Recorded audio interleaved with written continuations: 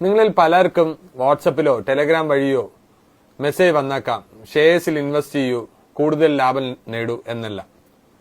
അതായത് നമ്മളൊരു 10,000 റുപ്പീസ് അതിൽ ഇൻവെസ്റ്റ് ചെയ്യുകയാണെങ്കിൽ അതിൽ നല്ലൊരു തുക, അതായത് 3,000 4,000 റുപ്പീസ് നമുക്ക് ലാഭമായി കാണിക്കുന്നതാണ്.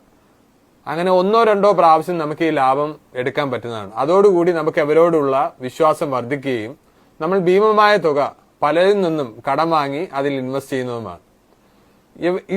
ഈ ആപ്പ് ഇവർ തന്നെ ക്രിയേറ്റ് ചെയ്ത് വെച്ചേക്കുന്ന ഒരു ആപ്പാണ്. അതായത് അതിന്റെ കൺട്രോൾസും എല്ലാം അവർ തന്നെയായിരിക്കും ഡിസൈഡ് ചെയ്യുന്നത്.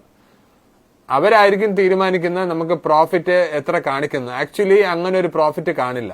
പക്ഷെ നമ്മളെ തെറ്റിദ്ധരിപ്പിച്ച് പൈസ കൂടുതലായി തട്ടാൻ വേണ്ടി അവർ തന്നെ ക്രിയേറ്റ് ചെയ്ത് വെച്ചേക്കുന്ന ഒരു ആപ്പോ അല്ലെങ്കിൽ ഒരു വെബ്സൈറ്റോ ആയിരിക്കും അത്.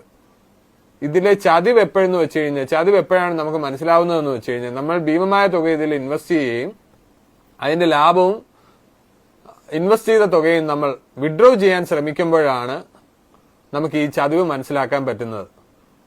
അവരുമായിട്ടുള്ള യാതൊരുവിധ കമ്മ്യൂണിക്കേഷൻ അവർ കീപ്പ് ചെയ്യുകയും ചെയ്യില്ല. അങ്ങനെ ഒരു കമ്പനിയെ നമുക്ക് കോണ്ടാക്ട് ചെയ്യാനും പറ്റില്ല. അപ്പോൾ മാത്രമേ നമ്മൾ ഈ ചതിവ് അറിയൂ. അതുകൊണ്ട് ശ്രദ്ധിക്കുക.